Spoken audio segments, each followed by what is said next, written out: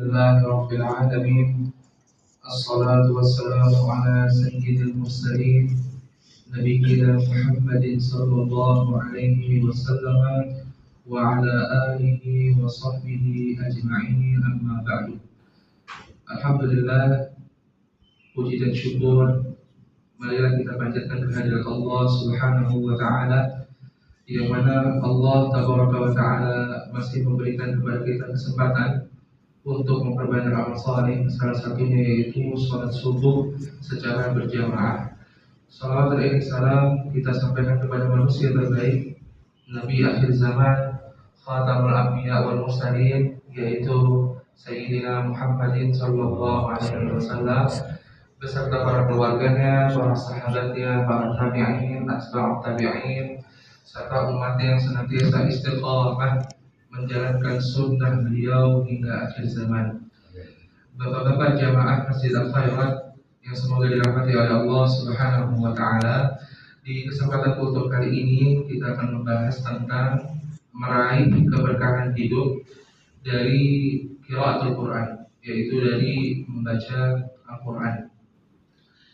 Di dalam Sahihain dari Ibunda Aisyah radhiyallahu anha, sesungguhnya Nabi sallallahu alaihi wasallam bersabda, qala Rasulullah sallallahu alaihi wasallam, al-mahiru bil Qur'ani ma'as sabaratil kiramil bararati walladhi yaqra'ul Qur'ana wa yatata'tahu fihi wa huwa alaihi syaqqun lahu ajrani, akhrajahu Muslim. Yang artinya, orang-orang yang pandai membaca Al-Quran. Maksudnya di sini adalah orang-orang yang fasih, yang tertil, yang membacanya ini sesuai dengan kaidah tajwid. Maka ketika ia membaca Al-Quran, dia dikelilingi para malaikat, yaitu mereka disimak oleh malaikatnya Allah Subhanahu wa taala, yaitu para malaikat yang mulia lagi berbakti kepada Tuhannya. Dan orang-orang yang membaca Al-Quran, akan tetapi ia terbata-bata ataupun masih dalam proses belajar atau merasa berat atasnya, maka ia akan memperoleh 2 pahala. Dan yang dimaksud di sini, Pak, membaca di sini adalah membaca kalamullahnya, bukan mentadabburi ayat-ayatnya ataupun menafsirkan dan membaca terjemahnya, bukan. Yang dimaksud hadis ini adalah orang-orang yang senantiasa membaca kalamullah. Tadi orang yang pertama, yang dia membacanya dengan fasih, dengan lancar, dengan tartil, maka dia akan dikelilingi oleh para malaikat. Para malaikat akan mencatat bacaan Al-Quran tersebut untuk menjadi saksi di hari kiamat kelak. Dan para malaikat akan memohonkan ampunan bagi seseorang yang membaca Al-Quran dengan fasih, dengan tartil, sesuai dengan kaidah tajwid dan sesuai dengan apa yang ada dari makharijul huruf. Dan orang yang kedua tadi, apabila ia membacanya dengan terbata-bata atau terdapat kesulitan, maka Allah pun tidak akan menyia-nyiakan hamba tersebut. Tadi sabda Nabi sallallahu alaihi wasallam, untuk orang yang seperti itu, maka dia akan mendapatkan double pahala. Dan ini bukti dari istimewanya umatnya Rasulullah sallallahu alaihi wasallam.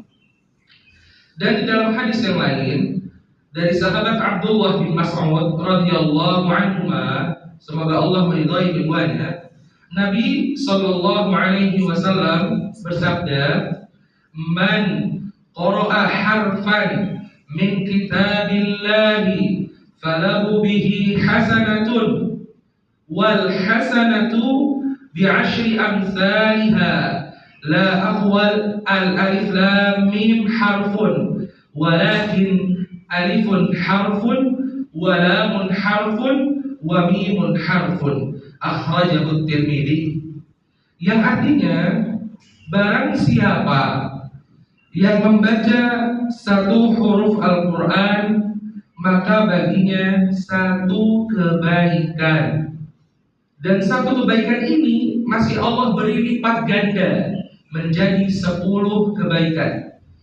Maka tidak ada ruginya bagi orang-orang yang senantiasa dalam hari-harinya, dalam mengisi kehidupannya, ia awali dengan membaca Al-Quran, tidak akan pernah merugi.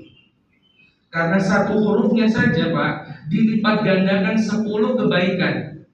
Ini bentuk keberkahan dari Allah Jalla wa'ala.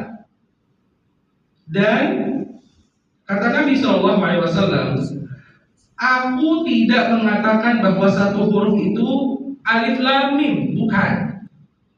Jadi kata Nabi, yang dimaksud dengan satu huruf itu adalah alif satu huruf. Satu huruf ini dibalas 10 kebaikan.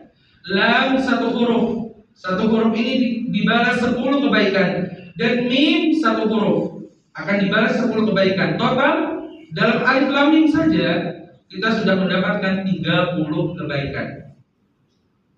Hadis ini diriwayatkan oleh Al-Imam At-Tirmidzi dan dikatakan bahwa hadis ini hasan sahih, dan sebagian ulama mutaakhirin mensahihkannya secara mauquf kepada Abdullah bin Mas'ud radhiyallahu anhu.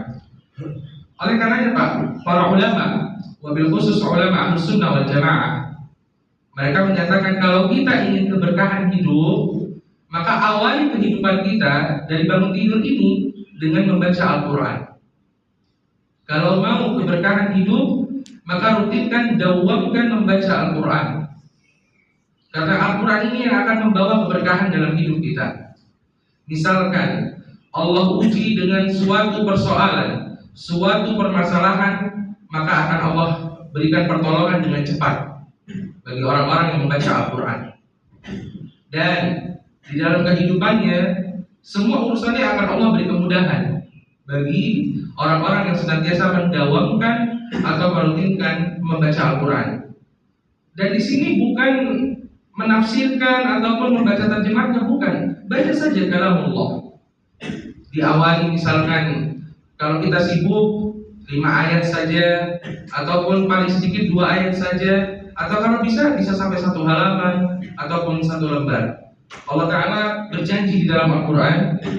Allah Ta'ala berfirman di dalam surah Shad, surah ke-38 ayat 29, Kitabun anzalnahu ilaika mubarakun liyadabbaru ayatihi wa liyatadzakkara ulul albab.